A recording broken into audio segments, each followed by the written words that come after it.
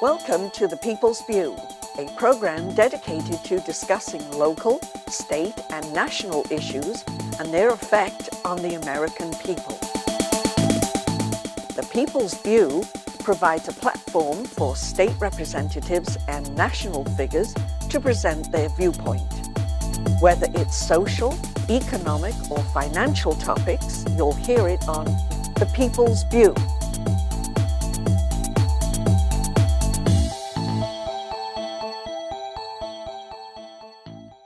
Welcome to The People's View. I'm Representative Kevin Avard, filling in for Carl Seidel and Pete Silva. And today I have a guest who is running for Congress, and I'm going to have to ask you again how to pronounce your name. It's Miroslav? Miroslaw Dziedzic. Dziedzic. And he's running for Congress here in the 2nd District. And I'm very pleased to talk to you. You have a very different perspective, and I'm excited to find out why you are running and what your platform is. And before I get into that, I just want to tell you that today's program is sponsored by the National Republican City Committee, and nationalgop.org is how you get in touch with us. So let's get on with our conversation here. Welcome to the show, and let's talk about your candidacy. Thank you very much for giving me the opportunity to be here. Yes, I decided to run because I am very much dissatisfied with the political system we have right now, and how basically the Congress conducts itself regarding the issues that are very important to our country, especially right now. We have government that is running the country by an executive order, and our Congress is just sitting on sides and doing nothing to prevent that. And this is against our Constitution. So the Congress did abdicate the constitutional rights, and it really, that's a question that we have to answer. And we have representatives who basically go to Washington, and they don't respond to the needs of the country, to the needs of the voters. They care about their own business. So, and because of that, I decided to run. Furthermore, we have our here representative in 2nd District, Charlie Bass, seems also to support the regime we right now have in Washington. Let me go right there. You said the regime in Washington. Before I get into any more specifics, I want to know a little bit more background about you. You're from Poland. Yes. And you immigrated here to the United States. Yes, I came here in 1983. 1983, and you were naturalized in 1989? 89, yes. Coming from Poland, you've seen life and the way government works from a different perspective. What were some of the things that you see, what you saw in your country, what you saw in the socialist countries around you? How do you relate that into what's going on today? Basically, this is why I am referring the regime in Washington, because of my background. I know what it is. We are on the verge of becoming a socialist country. Now, some would say that's a great idea. Why isn't that a good idea? If someone likes his or her life to be run by government officials, that might be a good idea. But in free society, we can't accept that. We have God-given rights, and the government can't take them from us. Unless we give them up. Unless we give them up. This is basically why I left Poland. I was kind of forced to leave Poland, but this is why I choose to come here to this country, because of the freedoms. So what are some of the issues that were happening in Poland that you're seeing today here in America? Why was it oppressive to live in a socialist country? Basically, in the society where I grew up under communism, people couldn't do anything by themselves. Everything had to be approved by the government. So if you're driving your car from one part to a different part? No, not to begin with. You would have to have a car.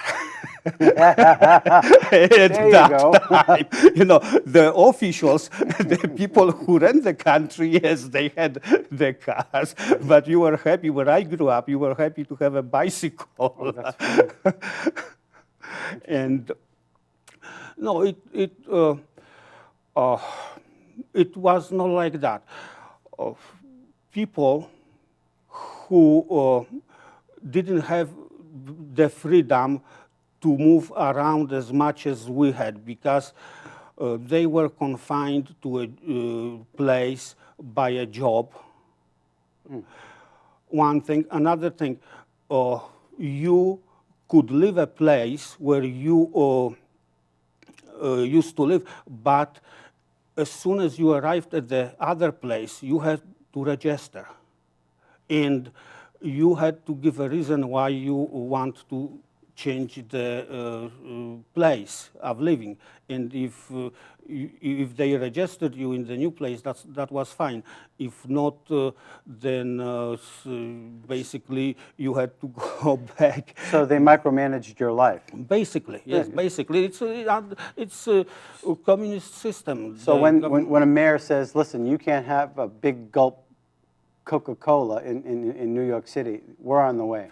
Is that correct? Oh, that is good response. Yes, yes, that's and exactly. So when they start micromanaging your lives, and then of course whether it's a gun issue, whether it's a Coca-Cola issue, whether it's the food that you can eat, every part of your life. Now there's the healthcare situation, where they can tell you which doctor to go to, when you can go to the doctor, when you cannot see the doctor, if you're expedient to be seen by a doctor, if you're contributing to society? No, that's the whole issue is under socialist system. It's the whole healthcare is corrupt. We have to get rid totally with the Obamacare, because you would support wiping it right out. Oh, definitely, that's the first thing I would want, if I am elected, it's what I would want to get rid out of, the Obama health care. First, it's unconstitutional because we don't know what's in it.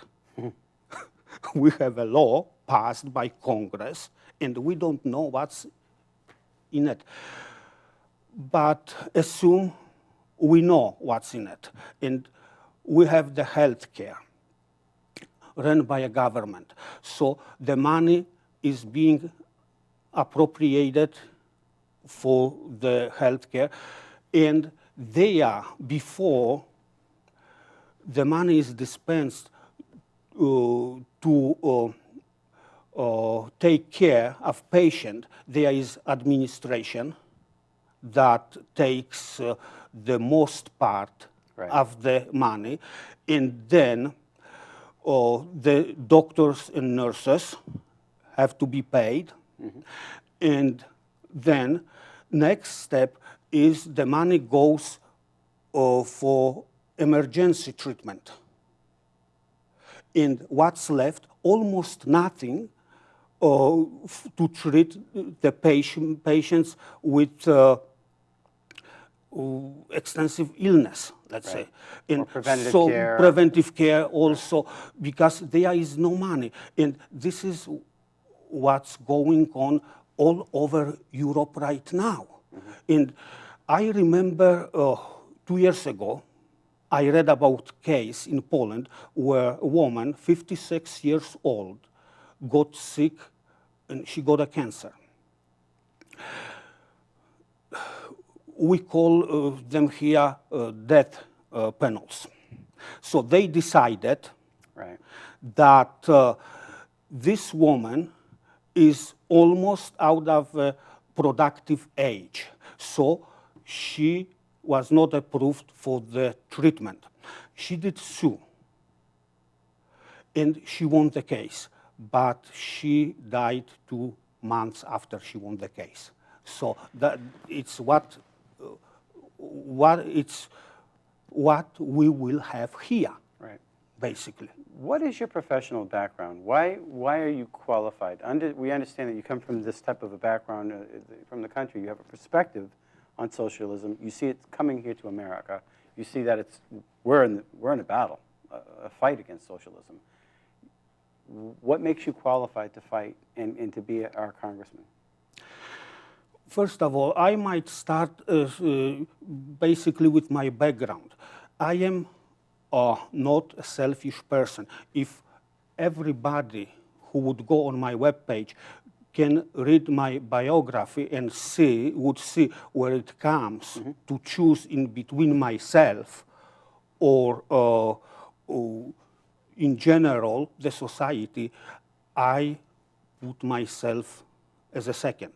And that reflects, I used to be when I was in army, I had the chance to join the police force, special police force, and I signed with them for a year and a half. And then, after that time, I could stay with the police. And my life, I would be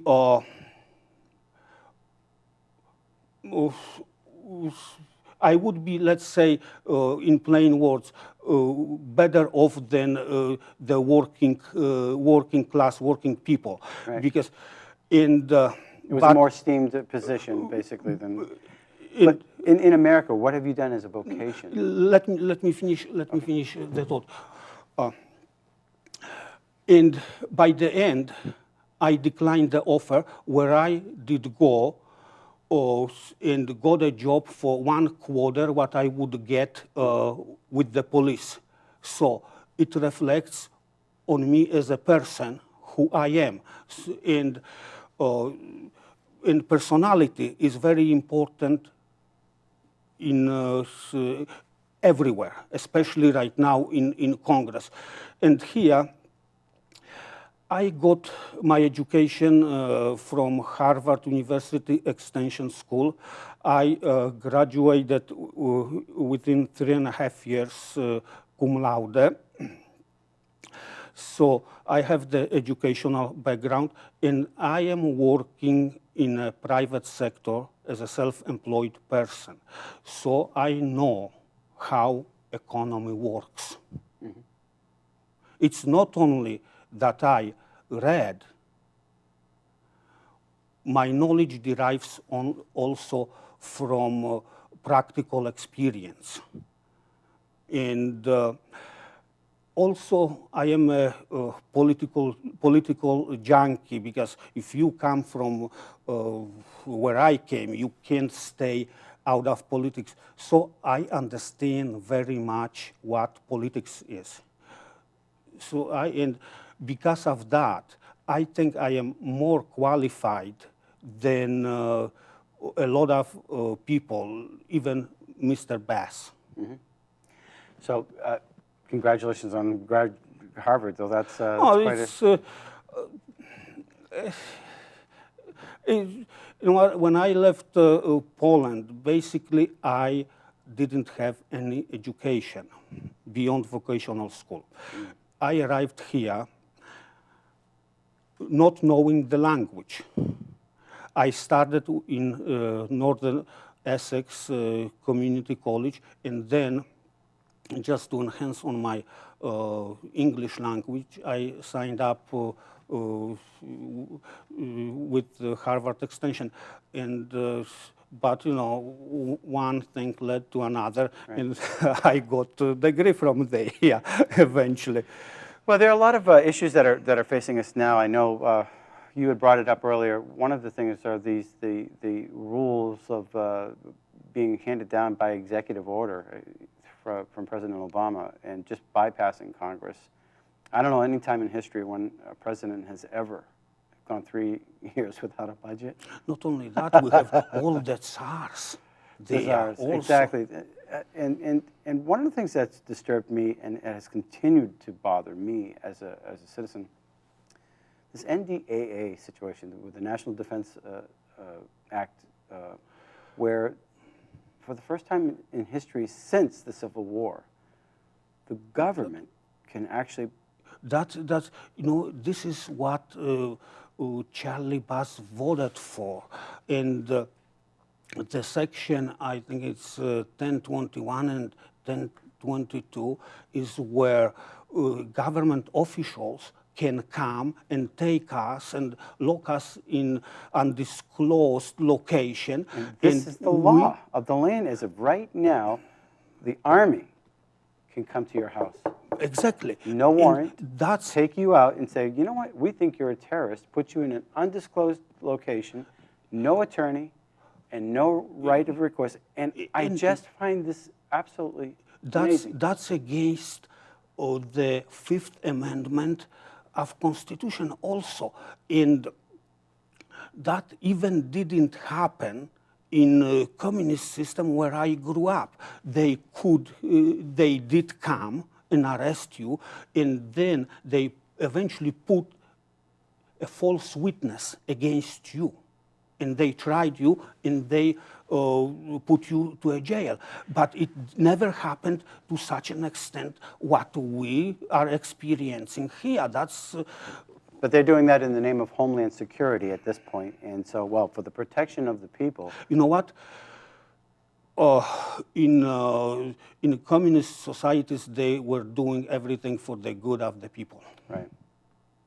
So, well, we see that in a lot of the family courts, too, here in New Hampshire, where we find that in the interest of the children, we're going to take them away and take that sealed envelope, and the judge is going to be able to do whatever they want, and the parents have no clue what's going on. And we're fighting this battle a lot, even on a local level, and it needs to stop. What are some of the other issues, though? We have the NDAA, you have the executive orders. The Patriots Act. The Patriot Act, right. The FBI or Homeland Security can come and search your house, your property without any warrant, and then eventually, if they find something, they can present that into a judge, and that's against the Fourth Amendment, against unreasonable searches and seizures. And these are very important issues, and believe me, we're fighting them even on a local level, where we're trying to maintain liberty here in New Hampshire. Some of the other issues, though, which strikes home with a lot of the people, are the economy.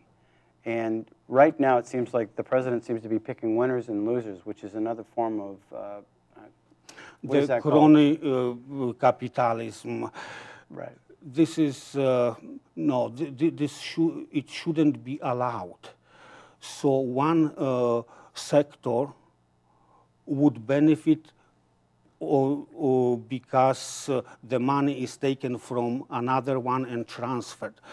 Who is famous for doing that? Just trying to think of a few people in history. I mean, you're a historian. No, I am not a historian. Yeah. I read a lot. I read a lot, but I am not a historian. You know what?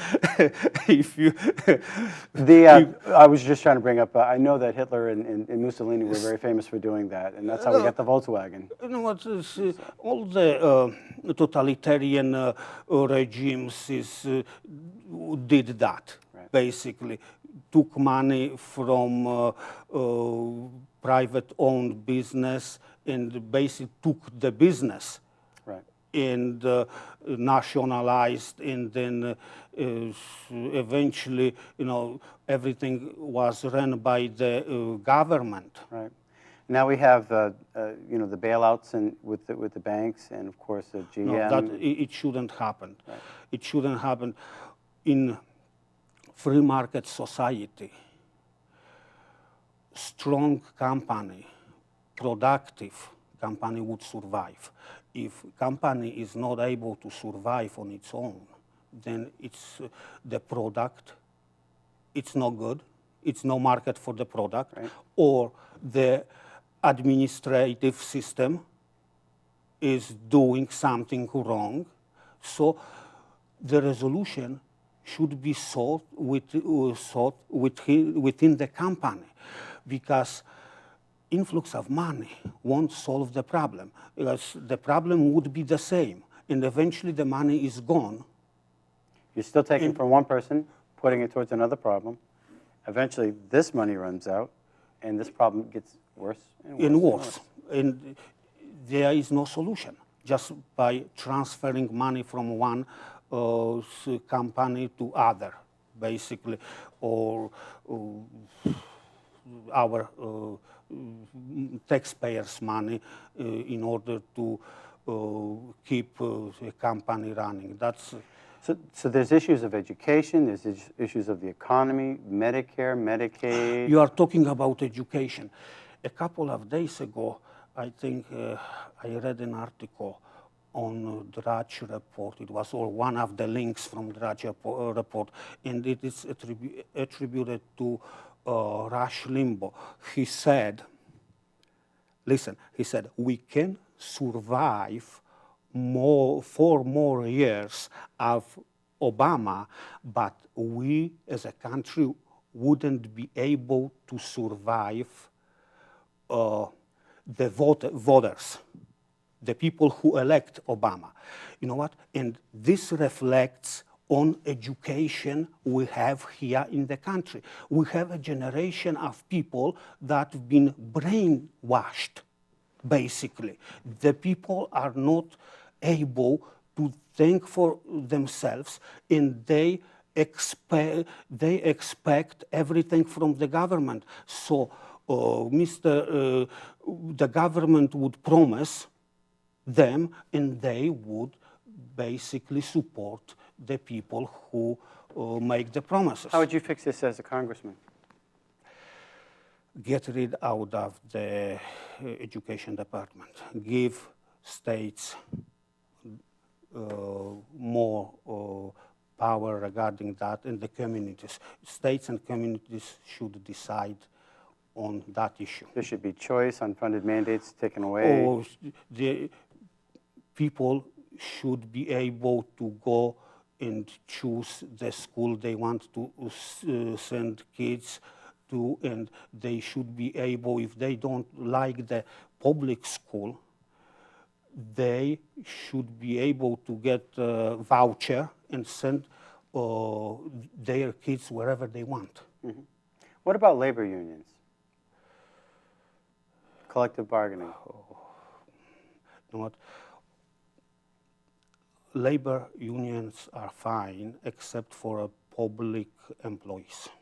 I would disband labor unions for federal and public employees, like it was. But in the private sector, you would say this is a good idea because they. But right now you have some states and trying to impose like the right to work. Mm-hmm. So in other words, they want to take the right from labor unions basically to extort money from the workers. If somebody doesn't like to join the labor union, he or she shouldn't be forced into that. So I am fine with the labor unions, but it shouldn't be forced upon people. If people are willing to join them on their own, that's fine with me. So again, another choice issue, basically. Basically, yes. Right. Personal choice. Now we have a national debt that's $15 trillion. What's your solution to that? I mean, you're a congressman. If you get in, what would you do? How would you? I would advocate free market to begin with, where government wouldn't interfere, eliminate the crony capitalism to begin with, so the money isn't transferred and waste. Just government should create environment, but shouldn't even try to make positions to run any company, corporation, or institution, because you have, look at the post office. It's a federally run company. It's on the verge of bankruptcy. Look at the Amtrak, same thing. Wherever you, whatever the government put hands on, it's destined to fail. And furthermore, there is a lot of waste going on. Mm-hmm. We should basically stop that as well. One of the common fears of a lot of seniors is definitely well, there's that music. The whole idea with Medicare and the solvency of Medicare, and people are worried about it. And what is your solution to the situation with Medicare and keeping it solvent for the people who... If we keep Obamacare, there won't be Medicare, and because basically within a time, it will be absorbed by the Obamacare. And if seniors really want to have what they have now, they should vote for people who oppose the Obamacare. Before even it started, over 700 billion was transferred.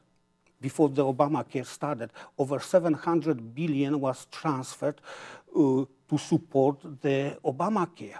I'm kind of curious about something. Maybe I'm very naive, and that's a very big possibility. But there were, I think, Obamacare was introduced because there were 30 million people without health care. Is that something to that effect? No, I don't think so. It was the reason. That was, I would say, that was an excuse. But that being the excuse is what I'm trying to get at. But that being the foundation, why didn't we just give those 30 million people $30 million? You know what? If we just gave the insurance companies, the health insurance companies, okay, to go across the state lines and compete, and if there are issues like abortion, sex change, and others wouldn't be enforced on the policy, people would have choice of a policy they like and they want, we wouldn't have any health insurance problem, because the insurance would go down. Because of the free market, and free market would take care of it. That is the role of the federal government, is for the exchanges to be able to, from state to state, and border disputes and whatnot, the whole 9 yards. But that was their role to... But what we have, the government wants to control everything. Right. And this is because what we have right now. And Ronald Reagan definitely warned us about the national health care platform. So I wanted to give you a chance to look into the camera and just tell the people a little bit about why you're running in a couple minutes, and just say give your speech and tell them why they should vote for you. Thank you. The reason I am running for U.S. Congress, because I see that we are not represented by the people whom we send to Washington. And as I said in the beginning, the country is being transferred step by step into a socialist nation. So, and to me, because I came from that environment, I understand what it is. I want to do as much as I can to prevent that, for the sake, not for only mine, of course, for myself, but I have my kids born here, and I care about the country. I put a program together where it takes power from the politicians. Basically, just in 2 words, what I want term limit for the politicians. I want them to be paid by the state they represent. I want the politicians not to be able to lobby at least 12 years after they get out of Congress. Another issue, and it's not even discussed on national level. We have problem with the judicial system. We have judges being basically appointed to the court, federal judges, Supreme Court judges appointed to the court based on their political affiliation, not based on judicial achievement. So they go there, they ignore Constitution, they basically respond to the interest groups or political parties that appointed them there. And there are too many cases just to talk about. We have to have a limit for them. And on my web page, I not only recognize the problems, the issues, I give solutions, unlike other politicians. Politicians don't want solutions. And I care for the country. When I was writing my program, I thought what could be done for the country to preserve it as a constitutional nation, and just I disregard my personal feelings, and this is, I'm sorry, this is what I came with, and I very much would encourage everyone to go on my webpage and read the program. It's I consider it a very good program. What is your webpage? My webpage is miro2012.com, MIRO 2012.com. I want to thank you very much for coming on the show and for talking a little bit about your candidacy. And you're obviously taking contributions to help you with your candidacy in signed locations. Are you speaking at any events in the upcoming weeks? Oh, I'll be speaking at a couple of events. Yes, I had very busy schedule the past a few weeks, and I have some events coming up. Yes, definitely. Are there any debates coming up? Oh, I wish we had a debate. I don't think so. Mr. Bass wants one. He doesn't want to answer the questions we would ask him. I see. Well, thank you very much for coming on the show. I wish you the best. And it was a pleasure. Thank you very much. And I'm going to shake your hand one more time. You practically crushed it. Thank you. Well, thank you for joining us for The People's View. Thank you very much. And again, it was sponsored by the Nashville Republican City Council Committee. And if you want to get in touch with us, it's nashvillegop.org. And thank you again for watching the show. A very interesting perspective.